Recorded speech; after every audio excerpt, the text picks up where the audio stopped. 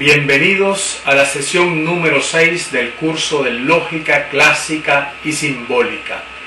El tema del día de hoy que vamos a abordar es sobre las falacias. Las falacias son los razonamientos, como los hombres, decía Platón, a menudo son hipócritas.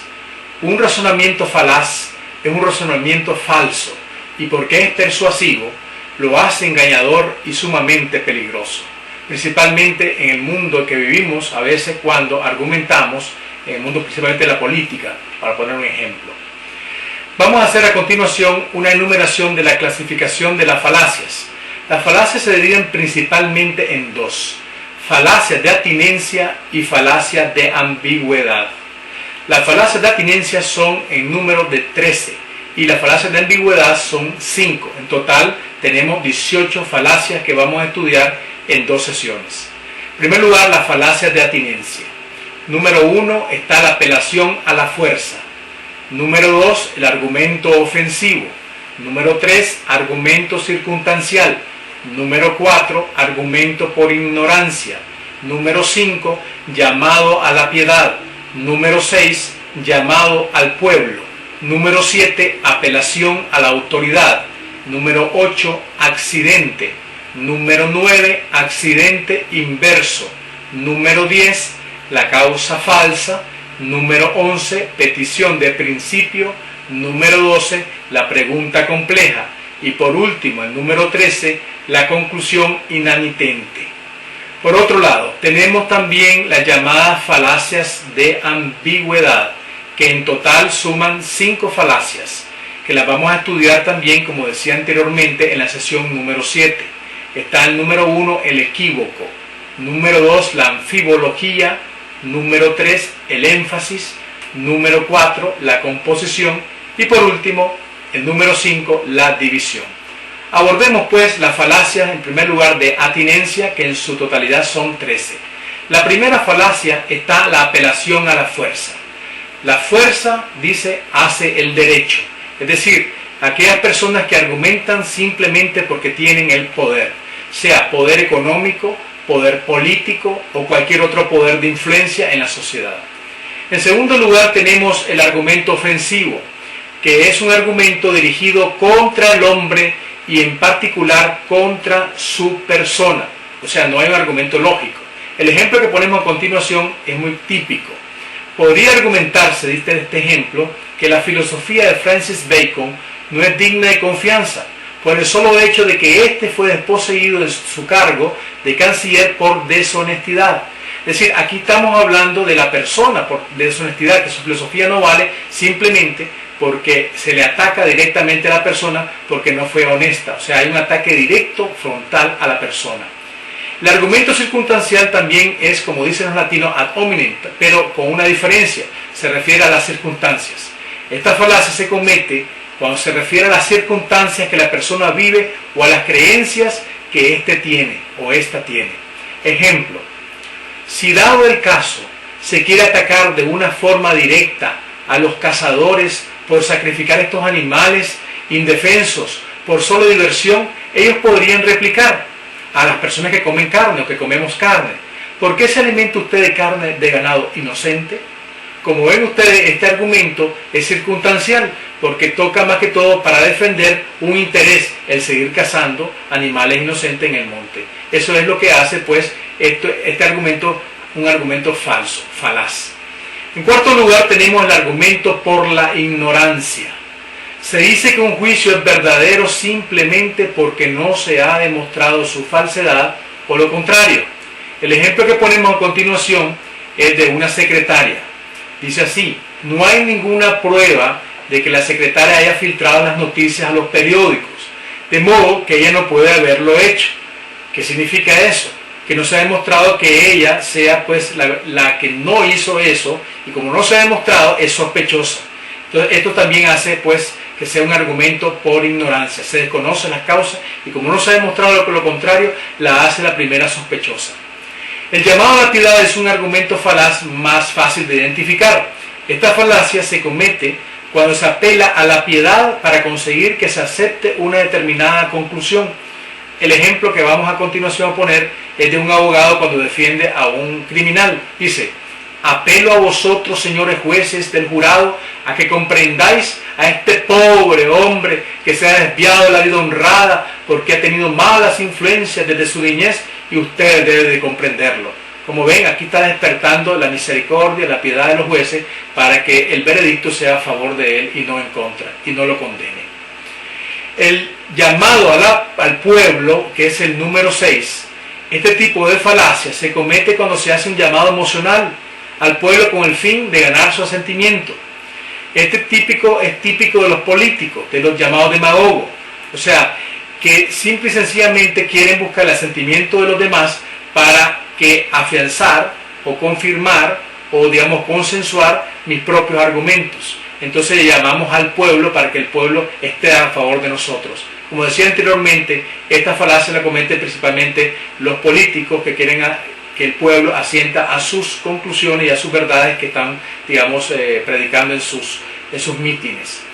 El número 7 tenemos la apelación a la autoridad.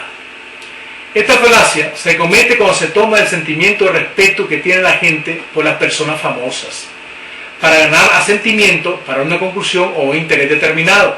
El ejemplo: pero ¿puede usted dudar de que el aire tenga peso cuando tiene el claro testimonio de Aristóteles, quien afirma que todos los elementos tienen peso, inclusive el aire, con la sola excepción del fuego? Como ven ustedes, aquí hemos apelado una verdad científica a un gran filósofo con una gran autoridad, y por supuesto que la autoridad apaña el argumento falaz, es decir, apaña en el sentido que ayuda a consentir simplemente porque nos fijamos que fue dicho por Aristóteles y no por una verdad científica. Tenemos en octavo lugar el argumento por accidente. Esta falacia consiste en aplicar una regla general a un caso particular. Lo que es verdad en general no siempre lo es en particular. El ejemplo que ponemos a continuación es muy sencillo y bien gracioso. Lo que compramos ayer lo comemos hoy. Ayer compramos carne cruda, por lo tanto hoy comemos carne cruda. Es decir, no podemos aplicar lo que hicimos ayer como consecuencia de lo que vamos a hacer hoy. Es decir, aquí vemos un argumento por accidente. Un caso particular lo aplicamos a un caso universal, como es que vamos a comer todos carne cruda. El accidente inverso se llama también generalización apresurada. Es el contrario de la falacia de accidente. Ejemplo: al considerar el efecto del alcohol y del cigarrillo como algo dañino a los que abusan de ellos, concluimos que estos deben ser prohibidos por la ley. Fíjense bien dónde está el argumento falaz aquí. Es decir, el alcohol, por ejemplo, en pocos digamos, cantidades no hace daño, pero los que abusan sí hace daño, pero eso no es la razón para hacer que se apruebe una ley prohibiendo el alcohol, la ley seca que se llama, y por eso que esto se llama por un argumento de accidente inverso. En décimo lugar tenemos la causa falsa. Esta falacia se comete cuando atribuimos a un efecto una causa que supuestamente la produjo. El ejemplo, muy típico: mucha gente cree que ciertos remedios curan determinadas enfermedades apoyados solamente sobre la base de que en una ocasión el señor Pérez se curó de algunas dolencias cuando éste tomó un determinado medicamento. Esta falacia se comete muy a menudo en la vida ordinaria de todos, porque a esa persona un determinado medicamento le curó una determinada dolencia, eso lo aplicamos a todo el mundo y no puede ser. Este argumento es falaz y no científico. Por eso que es necesario acudir a los médicos para que ellos sean los que den el diagnóstico y nos den pues la receta apropiada a nuestras enfermedades. La número 11 es la petición de principio o falacia circular. Se comete petición de principio cuando se toma la premisa del razonamiento silogístico como la misma conclusión que se pretende probar. Vamos a poner un ejemplo que ustedes lo van a captar inmediatamente. Lo circular, que es el argumento falaz. Nuestro equipo es el mejor del torneo porque tiene los mejores jugadores y el mejor entrenador. Sabemos que tiene los mejores jugadores y el mejor entrenador porque jugará en el torneo y ganará el torneo porque merece ganarlo. Por supuesto, merece ganarlo porque es el mejor equipo del torneo. Imagínense ustedes la conclusión, es lo que establecimos en la primera premisa, que es el mejor equipo del torneo. Entonces aquí va un argumento circular, se vuelve a repetir lo que se establece en las premisas. En 12º lugar tenemos la pregunta compleja. Ojo con esta pregunta que es muy peligrosa y hemos puesto primero los ejemplos. Fíjense bien, ¿ha abandonado usted sus malos hábitos? ¿Ha dejado de pegarle usted a su mujer? Si nosotros contestamos sí o no, inmediatamente nos implicamos en la pregunta y caemos en la trampa. Este tipo de falacias dan a suponer que la respuesta que se persigue ya está implícita en la pregunta, o bien se busca información de que antes se carecía. Es decir, si a mí me pregunta, ¿ha dejado usted sus malos hábitos? Y digo sí, quiere decir que teníamos malos hábitos. Y si yo digo no, quiere decir que todavía los tengo. O sea, he dado una información que yo no la he querido dar, pero que la persona que me ha hecho la pregunta la ha sacado.